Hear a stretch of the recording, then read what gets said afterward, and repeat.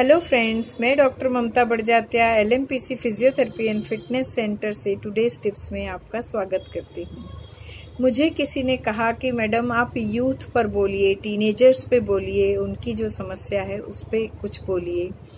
तो हाँ, अभी जो सिनेरियो चल रहा है, हमने देखा कि जवान बच्चे फ्रस्ट्रेटेड होकर आत्महत्या कर लेते हैं, जो कि कहीं से कहीं तक उचित नहीं है। लेकिन टीनेजर्स की समस्या ऐसी भी नहीं है कि इतनी आसान है कि हम उन्हें बहुत कम शब्दों में उसको एक्सप्लेन कर सकें। इसके कई एस्पेक्ट होते हैं, जैसे सोशल एस्पेक्ट है उनका, इमोशनल है, कैरियर है, फिजिकल है। तो हम अलग अलग एक एस्पेक्ट्स पे बात करेंगे। सबसे पहले हम बात करेंगे सोशल एस्पेक्ट्स पे कि आजकल यूथ जैसे ही 7th क्लास पास हो जाते हैं, इनकी अपनी दुनिया हो जाती है। ये पेरेंट्स के साथ बर्थडे मनाना नहीं चाहते। ये अपने फ्रेंड सर्कल इनके लिए बहुत सर्वोपरि हो जाते हैं। जैसे पहले माँ रहती है, धीरे धीरे फिर इनके फ्रेंड्स हो जाते हैं। तो इनकी दुनिया फेसबुक, व्हाट्सएप, फ्रेंड सर्कल, ये पूरी दुनिया से जुड़ जाते हैं, लेकिन ये अकेले ही पाते हैं अपने आप को। तो पहले जमाने में जब सब संयुक्त परिवार में रहते थे तो फ्रेंड्स बाहर नहीं बनाना पड़ता था, घर में ही काका बाबा के बच्चे आपस में दोस्त यार रहते थे। सारा फ्रस्ट्रेशन घर में ही निकल जाता था, हंसी मजाक फन सब कुछ घर पे होता था। लेकिन अब एकल परिवार होने से माता पिता दोनों वर्किंग है, वो काम करते हैं, बच्चों पे इतना ध्यान और टाइम नहीं दे पाते, तो बच्चे भटक जाते हैं और ये अपनी दुनिया बाहर बना लेते हैं। अब बाहर की दुनिया कैसी मिलेगी ये हम नहीं कह सकते, तो उनके फ्रेंड सर्कल कैसे हैं, ये सब चीजें इन बातों पे निर्भर करती है। दूसरा आता है कैरियर को लेकर आजकल हर युवा चिंतित है। हर आदमी चाहता है, उनके सपने बड़े रहते हैं, वो अपने कैरियर को लेके सोचते कि मैं अपने कैरियर पे टॉप पे जाऊं। उसके लिए बहुत टफ कंपटीशन से गुजरते हैं। आजकल के बच्चे सुबह 5 बजे से उनकी कोचिंग क्लासेस चालू हो जाती है, रात तक वो काम करते रहते हैं। बहुत ही टफ कंपटीशन हो गया, नो डाउट। लड़के लड़कियों में एजुकेशन बहुत हायर हो गया है, इसलिए उन्हें बहुत ही कड़ी उससे गुजरना पड़ता है।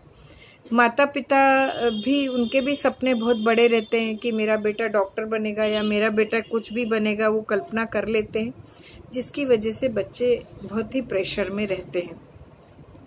तीसरा एस्पेक्ट होता है इमोशनल। इस उम्र में बच्चे बहुत भावुक होते हैं, लव अफेयर में पड़ जाते हैं, मैरिटल रिलेशन में पड़ जाते हैं, होमो वगैरह बहुत आपने सुना होगा। इस तरह की गलत आदतों में पड़ जाते हैं बच्चे, दूसरों के कहने में आ जाते हैं, दूसरे लोग अच्छे लगते हैं, घर के लोग ज्ञान बांटते हैं तो वो उनको अच्छे नहीं लगते। चौथा एस्पेक्ट है फिजिकल देखा जाए तो खान पान बच्चों का बिल्कुल ही गड़बड़ हो गया है। माता पिता को चाहिए कि वो तो संतुलित आहार पर बात करें। बच्चे बाहर ज्यादा रहते हैं, इसलिए जंक फूड खाते हैं। कोई तो बहुत ज्यादा मोटा है, कोई बहुत ज्यादा पतला है।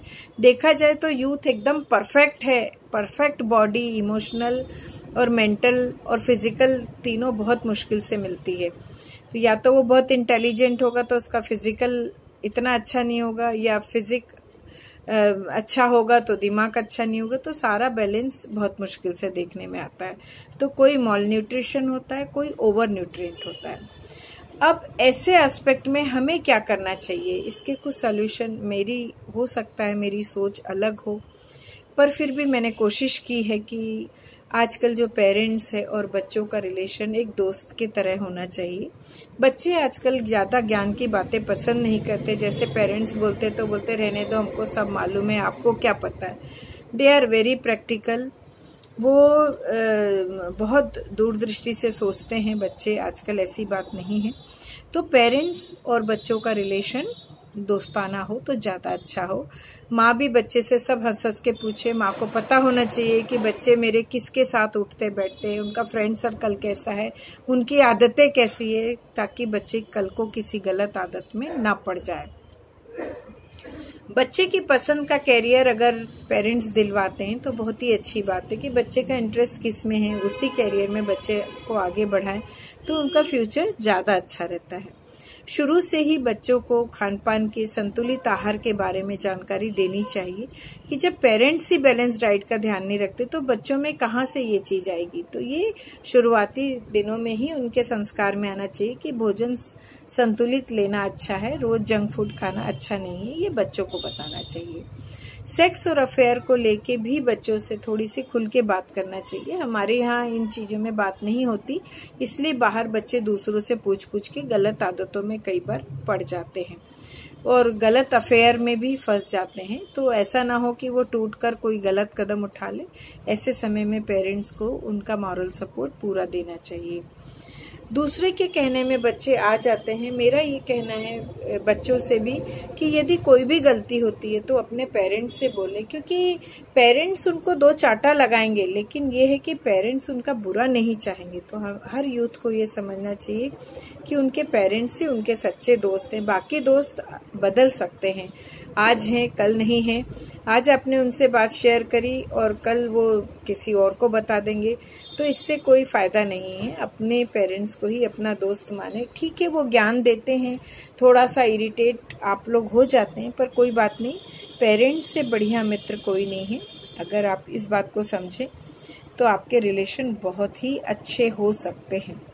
जहाँ तक इसका सवाल है तो मैं यही कहूँगी कि लड़कियों को भी अपने पेरेंट्स से कुछ नहीं छिपाना चाहिए और पेरेंट्स को भी पता होना चाहिए कि लड़कियां कहाँ जा रही। मॉरल वैल्यूज घर से ही दी जाती है। जिस परिवार में पेरेंट्स अपने बच्चों को अच्छे संस्कार देते हैं, मॉरल वैल्यूज देते हैं, और बच्चों से काम भी कराना चाहिए। आजकल के बच्चे पढ़ाई में इतने ज्यादा मशगूल रहते हैं कि वो घर का काम करना ही नहीं चाहते। लड़कियां घर का काम करना ही नहीं चाहती, और फिर जब यथार्थ के धरातल पे आते हैं तो उन्हें बहुत तकलीफ होती है। किचन के काम से उन्हें इरिटेशन होता है, क्योंकि आजकल हर लड़की को घर और कैरियर दोनों संभालना है, तो उसे इतना मजबूत होकर निकलना ही पड़ेगा।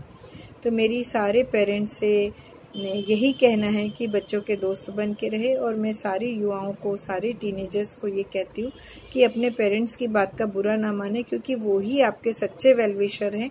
मित्र आते जाते रहते हैं, इसका मतलब ये नहीं कि मित्र नहीं होना चाहिए, मित्र आते जाते रहते हैं, लेकिन पेरेंट्स ही उनके अच्छे गुरु और अच्छे दोस्त, सब कुछ पेरेंट्स ही बन सकते हैं। तो अपने पेरेंट्स का रिस्पेक्ट करें और अपने बच्चों के अच्छे करियर बनाने में पेरेंट्स उनकी मदद करें। धन्यवाद।